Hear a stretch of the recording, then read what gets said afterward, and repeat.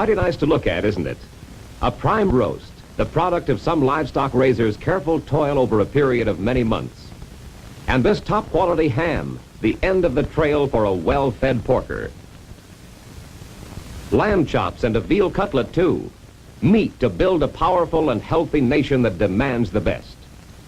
And the best means young and fast-growing animals that are tender, animals that bruise easily.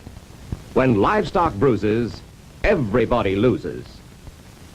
And entirely too much of our quality meat is lowered in value when inspectors find bruises like this. And these bruises are expensive. We Americans destroy $50 million worth of meat every year through improper livestock handling methods. So it pays to take it easy. Why, that's enough meat to feed a whole city of over 500,000 people, like Milwaukee or Indianapolis. Enough to fully load 47 100-car trains. Think of it. A string of cars over 40 miles long.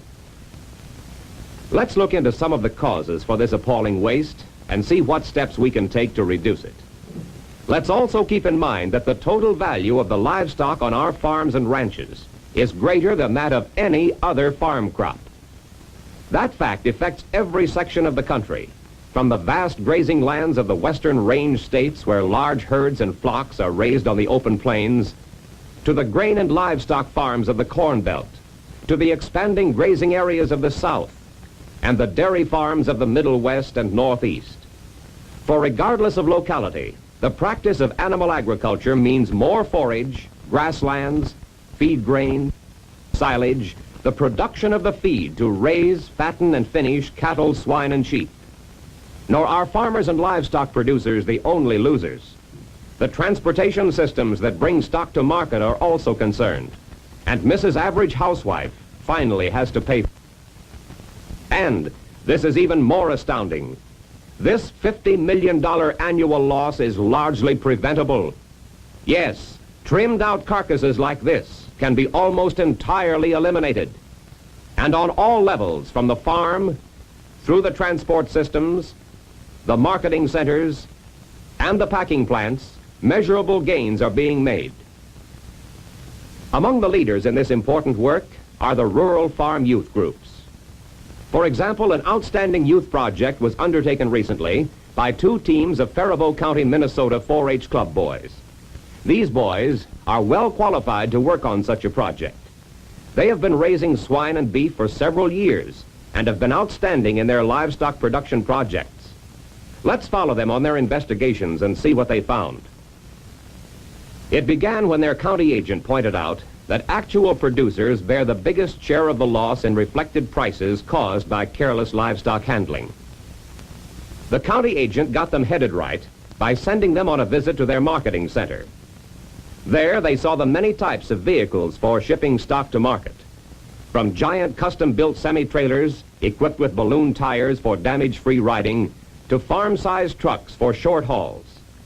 Their guide stressed the necessity for smooth, safe construction to prevent bruising, showed them the facilities for cleaning out trucks and chutes, and how sand was always available in liberal amounts for sanding the floor of the truck to provide secure footing and reduce animal falls.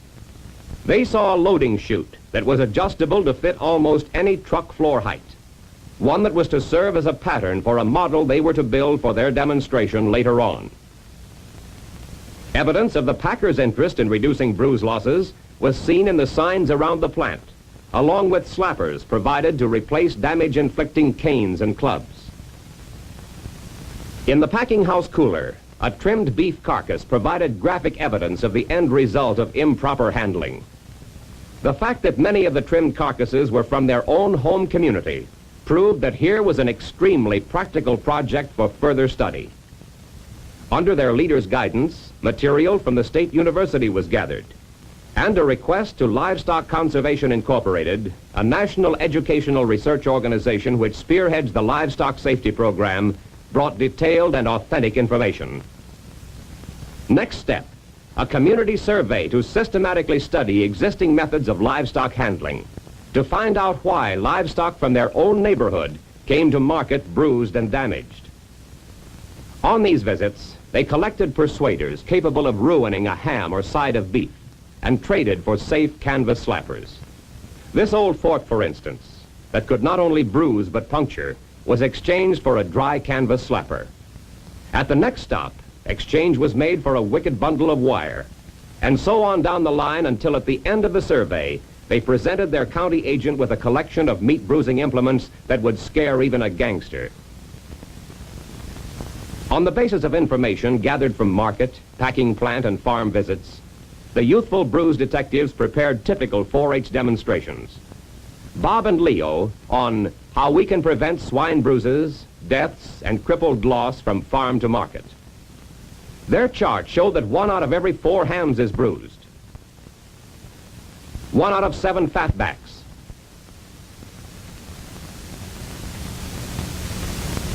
1 out of 15 shoulders,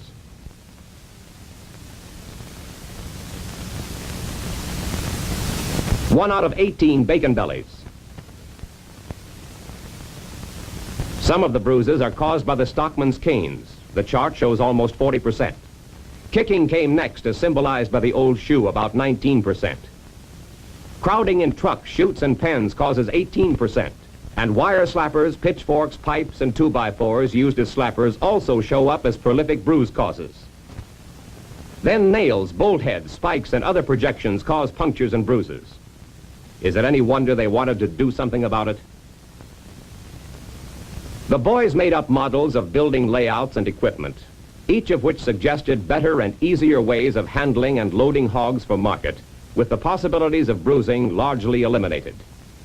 They showed how a pair of hinged gates could be used for herding the hogs toward the loading chute without exciting or crowding them. They also demonstrated with their models a simple, efficient, permanent loading chute which could be built into the hog barn where the hogs could become familiar with it, so that they could be loaded without excitement or difficulty at shipping time. Bob uses one like this on his farm. They demonstrated for their audiences the construction of a simple portable loading chute, which could cooperatively serve the whole community to make for easier, non-bruising loading. Whenever possible, they secured bruised cuts from the local packers, as the effect of actual damage is very striking. This ham, for example, shows the results of a kick. Expensive kick, isn't it? And this loin also proves beyond a doubt what all too often happens to market animals through careless handling and failing to let them take it easy. Ray and Emmett made a similar demonstration on their survey of the beef bruise situation. They too made up charts to show their findings. Here is one. It looks rather complicated, but it brings out the fact that almost half of the stockman canvassed had no loading chute. The boys built model chutes, both stationary and portable types, and they practiced what they preached. Here's a full-sized one of their own, built to overcome most of the faults in the ordinary ones. Bolted firmly with all round-head carriage bolts on the inside for a smooth interior. The adjustable side can taper to fit narrow end gates when necessary and to eliminate the corners. Their job was inspected by their county agent, checked for slope, for sand, and for ease of operation. On this chute, the stock could take it easy. They built model trucks to show how they should be ventilated, partitioned, sanded, and in wintertime padded with straw for the comfort of the animals. Then, they made a cutout model of a steer to show where the percentage of bruise losses occur. 19% of the chuck roasts lost. 9% of those good rib roasts. 12% of the club and porterhouse steaks. 35% at the loin where the sirloin steaks come from. 9% on the round.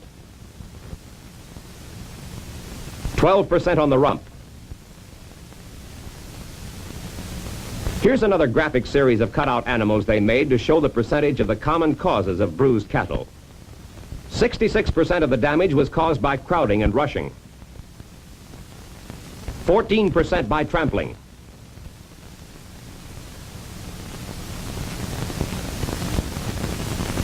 10% by cane, whip, or club. 3% by horns. 7% by other causes. They used actual bruised meat cuts whenever possible, keeping them in a refrigerated room until the demonstration was ready to go. This loin shows just what it means when a steer gets a bruise on this area. A good loin that had a market value of $36.30 was, by trimming and devaluation, reduced to a value of $21.50. That's a loss of more than 40%. So you see, it pays to take it easy. And these demonstrations and investigations have paid off. For example, one packing company reports that its bruise loss is down 30% in 1 year because of concentrated attention to better handling. And what's more, their losses are now about 30% below the national average. Bruise prevention is everybody's job, because when stock bruises, everybody loses.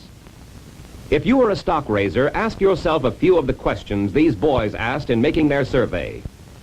Would an adjustable loading chute like this pay for itself on your farm by reducing damage to stock? How about your buildings? Are they as handy and safe as you can make them? Is the yard free of trash and dangerous obstructions? Have you sorted out the stock the day before so that animals can take it easy, rest, and quiet down, and thus prevent a good percentage of shrinkage? Or are you loading them like this?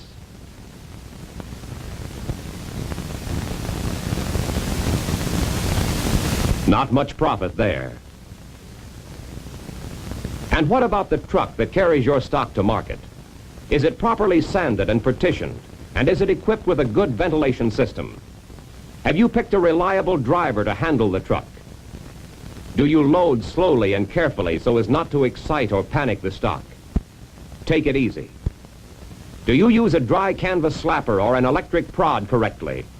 There are no bruises with this kind of loading. These are just a few of the questions these young folks brought to light and found the answers to.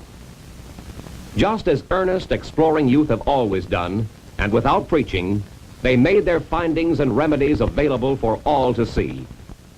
Let us quit tossing $50 million worth of good meat into the discard. Let us all get behind this program of livestock conservation 100%. It's the humane thing to do, and it's the practical thing to do. When livestock bruises, everybody loses. It pays to take it easy.